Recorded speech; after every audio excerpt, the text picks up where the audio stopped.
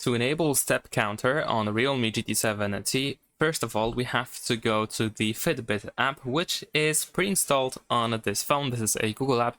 In case you don't have this app on your phone for some reason, what you can do is you can go to the Play Store and then simply search for this app. So we can write Fitbit over here and we can install it. Once you have it, we need to, of course, open it. We need to sign into our account or create our account if we don't have it yet. However, we can easily just sign in with our Google account.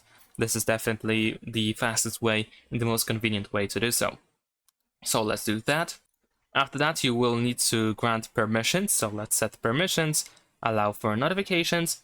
And if you do this for the first time, you will need to set up a few things while creating the account, but they are quite intuitive. Once you see this screen, as you can see, we have the step counter. So we can check it out later on how many steps we have done in a given day. Besides that, we can also create a widget in the home screen so that you don't really have to open the app in order to check that step counter. So we're gonna press and hold our finger on an empty space in the home screen and then go to widgets in order to look for Fitbit. There we go.